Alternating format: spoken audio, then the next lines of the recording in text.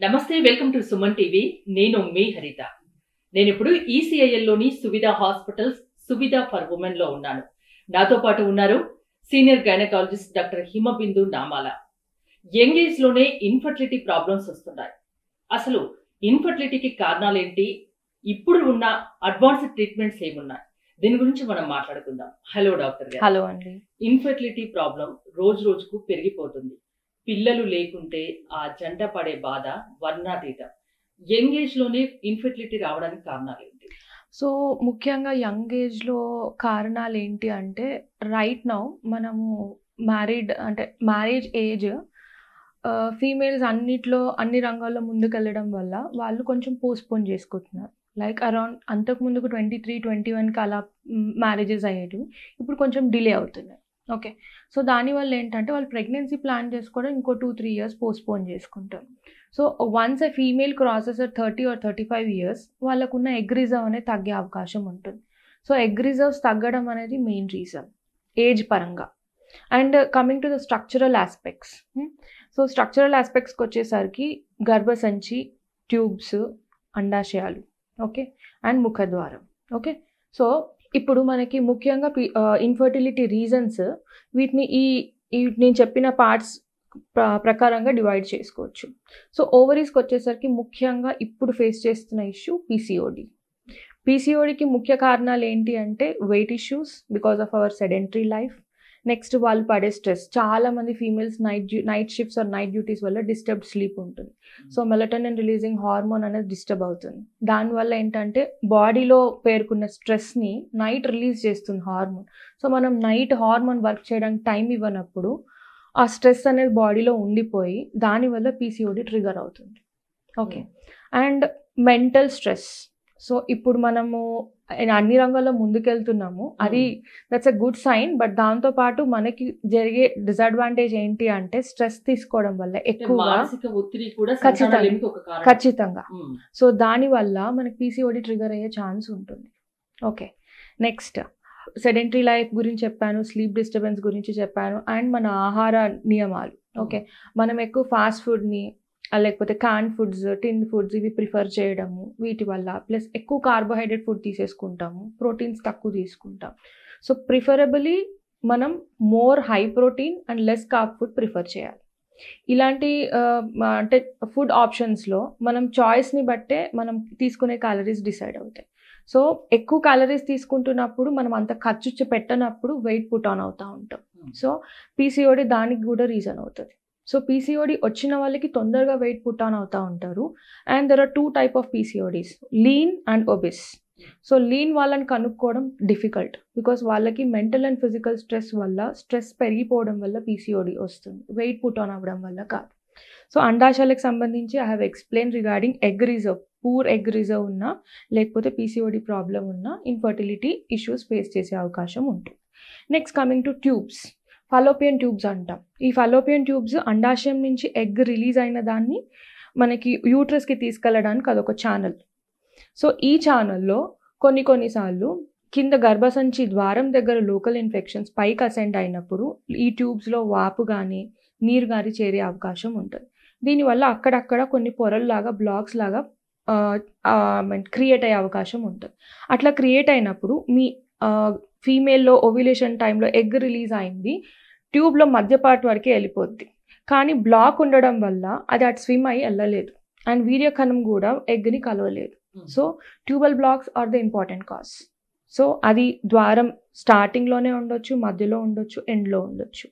So success rate అనేది tubal release రీకాన్యులేషన్లో కూడా ఆస్టియల్ రిలీజ్తో సక్సెస్ రేట్ ఎక్కువ, మిడిల్ పార్ట్లో కష్టం, అండ్ ఫిమ్రియల్ ఎండ్లో రిలీజ్ అనేది ఈజీ. సో దీంతో కూడా సక్సెస్ రేట్ పెరిగే అవకాశం ఉంటుంది. సో సువిధాలో మనం ట్యూబల్ రీకాన్యులేషన్ అనేది ఎక్కువ శాతం చేస్తాం. This is the modern advance treatment that is available here. Okay, next ఈ ఫలోపియన్ ట్యూబ్స్లో బ్లాక్సే కాకుండా ఈ లోకల్ ఇన్ఫెక్షన్స్ని ఇమీడియట్గా మనం డయాగ్నోస్ చేసినట్టయితే త్వరగా మెడికల్ మేనేజ్మెంట్తో తగ్గించుకోవచ్చు. అది త్వరగా కనుక డయాగ్నోస్ చేయనట్టయితే అక్కడ ఇన్ఫెక్షన్ అనేది ఆర్గనైజ్ అయిపోయి ట్యూబల్ బ్లాక్స్ ఫామ్ అయ్యే ఛాన్స్ ఉంటుంది. Next coming to uterus. యూట్రస్లో మనకి చిన్న చిన్న ఎండోమెట్రియల్ పాలిప్స్ ఫామ్ అవ్వచ్చు. అంటే లోపల ద్వారంలో ఈ వైట్ కనిపిస్తున్న వాటిని ఎండోమెట్రియల్ పాలిప్స్ అంటాం. ఈ పాలిప్స్ ఏం చేస్తాయంటే ఇవి మొత్తం ఫిల్ అయిపోయి ద్వారంలో ఛానల్ అనేది అబ్స్ట్రక్ట్ చేస్తుంది. అబ్స్ట్రక్ట్ చేయడం వల్ల వీర్య కణాలు పైకి వెళ్ళి అండాశయం నుంచి ఎగ్ రిలీజ్ అయిన దాన్ని ఫ్యూజ్ చేయలేదు. ఓకే, సో ఈ ఎండోమెట్రియల్ పాలిప్స్ కూడా one of the reason. So ఈ endometrial polyp resection is more important. So ప్రతి ఎండోమెట్రియల్ పాలిప్ వచ్చిన పేషెంట్కి ఇన్ఫర్టిలిటీ రాదు. అట్లా అని మనము వీటిని నెగ్లెక్ట్ చేయకూడదు. ఓకే, ఒక పేషెంట్ వచ్చింది మన దగ్గరికి, అసలు ఎప్పుడు కలవాలి డాక్టర్ని? Female after trying for exclusively for 2 years without using any contraceptive, వాళ్ళు అయినా కానీ పిల్లలు కావట్లేదు అన్న కపుల్ మన దగ్గరికి వస్తారు.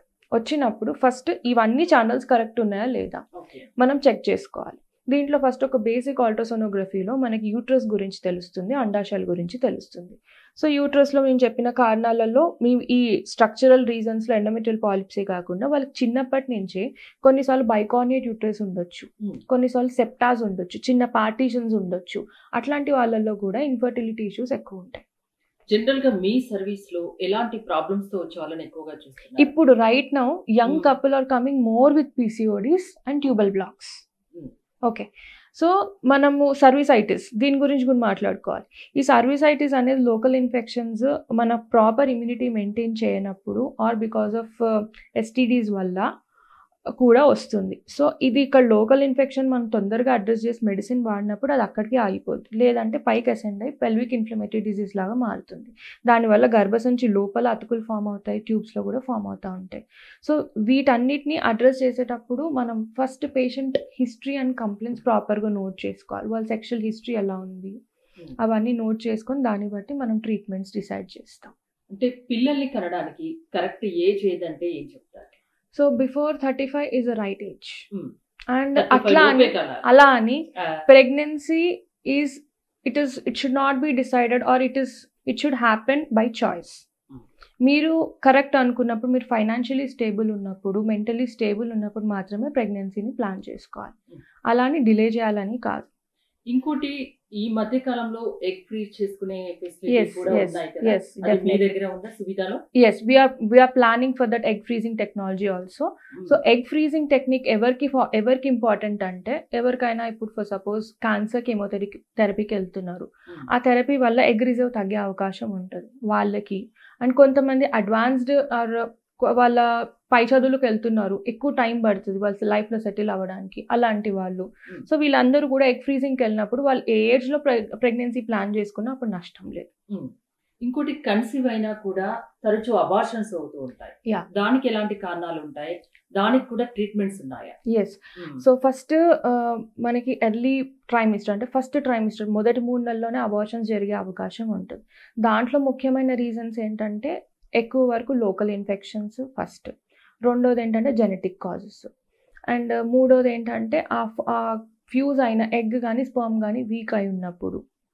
ఇలాంటి కండిషన్స్లో మనకి ఎర్లీ అబార్షన్స్ అయ్యే ఛాన్స్ ఉంటుంది. అండ్ స్ట్రక్చరల్గా ఆ ఇంప్లాంటేషన్ అనేది కరెక్ట్గా ఫామ్ అవ్వనప్పుడు, వీక్ ఇంప్లాంటేషన్ జరిగినప్పుడు, లేకపోతే లోకల్గా కొంచెం బ్లీడింగ్ కలెక్షన్ ఉన్నప్పుడు, సబ్కోరియానిక్ హెమరేజెస్ ఉన్నప్పుడు ఎర్లీ అబార్షన్స్ అయ్యే ఛాన్స్ ఉంటుంది. దీంట్లో అన్నీ కరెక్టబుల్ కాదు. ఫర్ సపోజ్ ఇద్దరు కపుల్ ఉన్నారు, వాళ్ళిద్దరూ కలవడం వల్ల ఆటోజోమల్ డామినెంట్ ఇష్యూస్ కానీ అట్లాంటి సెక్స్ లింక్డ్ డిజార్డర్స్ ఉన్న ఎంబ్రియో కనుక ఫామ్ అయితే అది నేచర్ అనేది హెల్దీ ఎంబ్రియోని మాత్రమే ప్రమోట్ చేస్తుంది. ఒక్కసారి నేచర్ ఐడెంటిఫై చేసింది అక్కడ డిఫెక్ట్ ఉంది అన్నప్పుడు న్యాచురల్గా it will let it out. Okay, so correctable reasons ఏంటి అంటే లోకల్ ఇన్ఫెక్షన్స్ని కరెక్ట్ చేసుకోవచ్చు, అండ్ సబ్కోరియానిక్ హెమరేజెస్ ఇలాంటి ఫామ్ అయినప్పుడు ఇంప్లాంటేషన్ జాగ్రత్తగా కరెక్ట్గా ఫామ్ కావడానికి నెక్స్ట్ టైం మనం ఫోలిక్ యాసిడ్ సప్లిమెంట్స్ అట్లాంటివి ఇచ్చి చూసుకోవచ్చు. And genetic counselling is more important. First of all abort అయినప్పుడు ఎందుకు అబార్ట్ అయింది, ఇదే కాకుండా మనకి ఫీమేల్స్లో ఆప్లాస్ అని కొన్ని ఆటోఇమ్యూన్ డిజార్డర్స్ ఉంటాయి, వీటి వల్ల కూడా అబార్షన్స్ జరిగే అవకాశం ఉంటుంది ఫస్ట్ 3 monthsలో, ఆర్ రికరెన్స్ ఆఫ్ అబార్షన్స్ ఉంటుంది. ఈ ఆప్లాస్ కానీ ఇట్లాంటి వాటిని కూడా మనం ట్రీట్ చేసుకోవచ్చు. ప్రతిదానికి ట్రీట్మెంట్స్ ఉన్నాయి, అడ్వాన్స్డ్ ట్రీట్మెంట్స్ ప్రతిదానికి లేదు, ఏ ప్రాబ్లం ఉన్నా ట్రీట్మెంట్స్ అయితే ఉంటాయి. అబార్షన్స్ జరుగుతున్నప్పుడు క్రోమోజోమ్ అబ్నార్మాలిటీస్ ఉన్నాయి, దానికి మనం ట్రీట్ చేయలేం, దానికి మనం వాన్ మాత్రమే చేయొచ్చు. ఫర్ సపోజ్ 100% ఛాన్సెస్లో కొంతమందికి 25% ఛాన్స్ ఆఫ్ నెక్స్ట్ అబార్షన్ ఉంటుంది. అది మనం వార్మ్ చేస్తాం వాళ్ళకి. సో అంటే మీకు ముందస్తు జాగ్రత్తలు మీకు తీసుకోవచ్చు. 4 పిల్లల్లో ఒకరు అబార్ట్ అయ్యే ఛాన్స్ ఉంటుంది ఎవ్రీ ప్రెగ్నెన్సీలో. సో అది మనం వార్న్ చేయొచ్చు. సో ప్రతిసారి మనకి ఆ కౌన్సిలింగ్ ఇచ్చినప్పుడు పేషెంట్కి కూడా ప్రతిసారి ఆ డిప్రెషన్ అనేది ఉండదు. ఈసారి పోయింది అంటే మళ్ళీ రాదు అన్న మెంటల్ గా preparation is more important in case of genetic conditions. ప్రతి ఇన్ఫెర్టిలిటీ కపుల్ కి ఐవీఎఫ్ అనేది ఖచ్చితంగా అవసరమా? ఇప్పుడు ఫర్ సపోజ్ మనకి చిన్న లోపల పొరలు ఉన్నాయి. ఈ పొరల వల్ల పేషెంట్ కన్సీవ్ అవ్వట్లేదు. ఇది ఫస్ట్ ఆఫ్ ఆల్ మనం ప్రాపర్గా వర్కప్ చేసి హిస్ట్రోస్కోపీతో రిలీజ్ చేసాం అనుకోండి, పేషెంట్ కన్సీవ్ అవుతుంది. ట్యూబల్ బ్లాక్స్ ఉన్నాయి, ట్యూబల్ బ్లాక్ రిలీజ్ చేస్తే పేషెంట్ కన్సీవ్ అవ్వచ్చు. అండ్ పీసీఓడి ఉంది, పీసీఓడి కరెక్షన్ చేస్తే కన్సీవ్ అవ్వచ్చు. Okay, for suppose some unknown reason ఉంది, దానివల్ల కన్సీవ్ అవ్వట్లేదు, will give simple ovulation induction treatments. అది కాకపోతే ఐయుఐస్కి వెళ్తాము. దాని తర్వాత last treatment is IVF. And ఇక్కడ ప్రతిసారి ఆ ఇన్ఫర్టిలిటీ అంటే ఫీమేల్ని కాన్సన్ట్రేట్ చేయడమే కాదు, male factors also contribute to 40%. So వచ్చినప్పుడు ఫస్ట్ స్క్రీనింగ్ మేల్కి కూడా జరగాలి. Semen analysis is the basic thing. Diabetes ఉందా, థైరాయిడ్ ప్రాబ్లమ్స్ ఉన్నాయా, ఇవి చూసుకోవాలి. సో మేల్ నుంచి అన్ని 100% కరెక్ట్ ఉన్నాయి అన్న తర్వాత then we can concentrate more on the female. Okay, ఇక్కడ సువిధాలో ఇన్ఫెర్టిలిటీకి సంబంధించి ఎలాంటి ట్రీట్మెంట్స్ ఉన్నాయి? సో బేసిక్ ఇన్ఫర్టిలిటీ ట్రీట్మెంట్స్లో first we'll do screening completely. స్క్రీనింగ్లో లోకల్ ఇన్ఫెక్షన్స్ ఉన్నాయా, will screen that. Then PCOD problem ఉందా, పీసీఓడి ప్రాబ్లం ఉన్నప్పుడు మెడికల్ మేనేజ్మెంట్తో పాటు సర్జికల్ మేనేజ్మెంట్స్ కూడా ఉన్నాయి. లాప్రోస్కోపిక్ ఓవేరియన్ డ్రిల్లింగ్, ఇది ఎవరికి చేస్తామంటే high AMH levels, LH levels చాలా ఎక్కువ ఉన్నాయి, మెడికల్ మేనేజ్మెంట్ ఫెయిల్ అయింది, patient wants to conceive but right టైంకి ఓవ్యులేట్ అవ్వట్లేదు, or right size of egg రావట్లేదు అన్న వాళ్ళకి లాప్రోస్కోపిక్ ఓవేరియన్ డ్రిల్లింగ్ కూడా చేయొచ్చు. ఓకే, నెక్స్ట్ ట్యూబల్ కాన్యులేషన్ గురించి already we have discussed. And కొంతమందికి ఫైబ్రాయిడ్స్ వల్ల కూడా కంప్రెస్ చేస్తూ ఉంటుంది, ఆర్ ఎండోమెట్రియం ప్రాపర్గా షేప్లో ఇర్రెగ్యులర్ షేప్ రావడానికి, ఆర్ ఇంప్లాంట్ అయిన ఎంబ్రియోన్ డిస్లాట్ చేయడానికి ఫైబ్రాయిడ్ రీజన్ అవ్వచ్చు. సో ఫైబ్రాయిడ్స్ మయోమెక్టమీ ప్లాన్ చేసుకొని ఆర్ ట్యూబల్ రీకాన్యులేషన్ చేసుకొని laparoscopic ovarian drilling or medical management treatment options చాలా ఉన్నాయి. ఎస్, ఇవన్నిటితో మనము సక్సెస్ రేట్ ఎలా ఉంటుంది సువిధాలో? సువిధ అనే కాదు, general success rate let me explain you. So మనం ఓవ్యులేషన్ ఇండక్షన్స్ చేసినప్పుడు అవుట్ ఆఫ్ మనం న్యాచురల్గా వితౌట్ ప్రొటెక్షన్ కనుక పేషెంట్ ట్రై చేసినప్పుడు వాళ్ళ సక్సెస్ రేట్ అనేది 10 to 15%. ఇంకో 5% పెంచడానికి ఓవ్యులేషన్ ఇండక్షన్స్, దానిపై ఇంకో 5% పెంచడానికి అంటే 30% పెంచడానికి IUIs, and up to 40 to 45% chances with IVF. But IVF కూడా క్యూములేటివ్ ఎఫెక్ట్, 2 to 3 సైకిల్స్ చేసినప్పుడు 45% చెప్తాం. 1 సింగిల్ సైకిల్తో ఇంత సక్సెస్ రేట్ అనేది చెప్పలేము. బికాస్ మన చేతిలో ఉంది ఏంటి అంటే ఎంబ్రియో ఫామ్ చేసి దాన్ని అక్కడ వదిలేయడం, అది ఇంప్లాంట్ అవ్వాలి. ఇప్పుడు హ్యాచింగ్, గ్లూ అవి చాలా వస్తున్నాయి కానీ వాటికి ఇంకా ప్రాపర్గా ఇవి ఇంత సక్సెస్ రేట్ ఇవ్వగలవు అని చెప్పి ఇంకా ఏం స్టడీస్ రాలేదు. సో ఇంప్లాంటేషన్ జరగాల్సింది యూట్రస్కి ఎంబ్రియోకి మధ్యలో ఉన్న కమ్యూనికేషన్తో. ఆ కమ్యూనికేషన్ అనేది నేచర్ డిసైడ్ చేస్తుంది, మనం కాదు.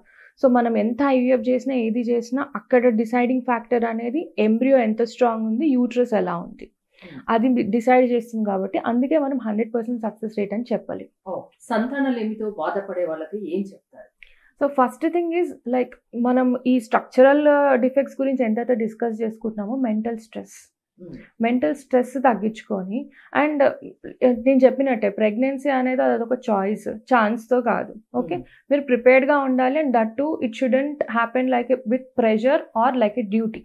సో ఇప్పుడు ఏంటంటే చాలా వరకు couple are getting intimate deciding on their app చెప్తుంది కాబట్టి ఇంటిమేట్ అవ్వాలి. ఏదైతే న్యాచురల్ గా అవ్వాల్సిందో తీయడం న్యాచురల్ గా లేదు, మనం ఎక్కడికైనా వెళ్ళి పని చేయాలంటే అది న్యాచురల్ గా లేదు. Even intimate moments are also not natural. App is deciding. So మనం ఆ స్ట్రెస్ అనేది క్యారీ అవుతుంది. ఈవెన్ మనము కపుల్ కి వీ గివ్ ఫర్టైల్ డేట్స్ ఇస్తాం, ఈ టైంలో ఇంటిమేట్ అవ్వండి. That also creates a pressure. Many times couple comes regularly for 6 months, couple treatment ఆపేసిన తర్వాత కన్సీవ్ అవుతారు. బికాస్ ఆ మీన్ టైంలో వాళ్ళకి మెంటల్ స్ట్రెస్ అనేది ఎక్కువ అయిపోతుంది.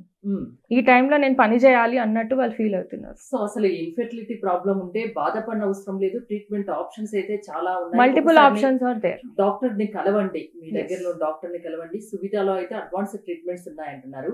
ఈసీఐఎల్లో సువిధ హాస్పిటల్స్ ఉన్నాయి, ఇప్పుడు కాప్రాలో సువిధ ఫర్ ఉమెన్ అని ఉంది. ఈ రెండింటి స్పెషాలిటీస్ ఏంటి? సో సువిధ ఫర్ విమెన్లో ఏంటంటే సపరేట్ అంటే exclusive antenatal checkups and antenatal exercises గురించి counselling, separate nutritional plans tailored made. Like కొంతమందికి డయాబెటీస్ ఉంటుంది, వాళ్ళు ఎలాంటి ఫుడ్స్ తీసుకోవాలి, థైరాయిడ్ ఉన్న వాళ్ళు ఎలాంటి ఫుడ్స్ ప్రిఫర్ చేయాలి, హైపర్ టెన్షన్ ఉన్న వాళ్ళు ఎలాంటి కేర్ తీసుకోవాలి. సో ఇవన్నిటిని బేస్ చేసుకొని మనం డిఫరెంట్ న్యూట్రిషనల్ ప్లాన్స్ ఇస్తాం పేషెంట్కి. And patient counselling will be easy and they feel more private and they express many things where it is like a separate launch women కోసం లాంచ్ చేసాం. So ఇక్కడ infertility ఇష్యూసే కానీ లేకపోతే laser ట్రీట్మెంట్సే కానీ antenatal berthing ఎక్సర్సైజెసే కానీ regular antenatal checkups and gynaec issues also many patients come with irregular cycles ఆ complaints అవన్నిటి గురించి ఇక్కడ హ్యాండిల్ చేస్తాం. And coming to Suvidha hospitals, it's a super speciality hospital with many departments exclusively focusing on the neurology, trauma, critical care along with urology. We also concentrate on mother and child department. Mother and child lo mostly we are promoting painless labors, normal deliveries, cesarean sections if required, and postnatal lactational support ఏంటి. So delivery అయిపోగానే అంతా finish అయిపోదు, అక్కడే start అవుతుంది. ఎలాంటి diet తీసుకోవాలి, ఆ తర్వాత ఎలాంటి కేర్ తీసుకోవాలి, కేర్ ఎప్పుడు తీసుకోవాలి, ఎప్పుడు హెల్త్ డిపెండ్ అయ్యి ఎప్పుడు ఎక్సర్సైజెస్ చేయాలి, ఎప్పుడు ఎక్సర్సైజెస్ రెజ్యూమ్ అవ్వాలి ఒక ఫీమేల్, ఆర్ ఆఫీస్కి ఎప్పుడు వెళ్ళాలి, ఇలాంటి చాలా థింగ్స్ వాళ్ళ బ్రెయిన్లో వెళ్తూ ఉంటాయి. So next 3 months also important. Next 3 months కూడా regular checkups is more important. ఆరోగ్యమే ప్రధానం కాబట్టి అన్ని రకాల జాగ్రత్తలు తీసుకోవాలి అంటారు. సువిధ హాస్పిటల్స్ లో కానీ సువిధ ఫర్ ఉమెన్ లో కానీ అనేక అడ్వాన్స్డ్ ట్రీట్మెంట్స్ ఉన్నాయి. ఇన్ఫెర్టిలిటీ కూడా మల్టిపుల్ ట్రీట్మెంట్ ఆప్షన్స్ ఉన్నాయి అంటున్నారు. థ్యాంక్ యూ డాక్టర్ హిమబిందు గారు. మీరు కనుక ఇన్ఫెర్టిలిటీ ప్రాబ్లమ్స్ తో బాధపడుతున్నట్లయితే సువిధలో అడ్వాన్స్డ్ ట్రీట్మెంట్స్ ఉన్నాయని డాక్టర్ హిమబిందు చెప్తున్నారు. ఇక్కడ మీరు ట్రీట్మెంట్ చేయించుకోదలుచుకుంటే స్క్రీన్ పై స్క్రోల్ అవుతున్న నెంబర్స్ కాల్ చేసి కాంటాక్ట్ అవ్వచ్చు. చూస్తూనే ఉండండి సుమన్ టీవీ.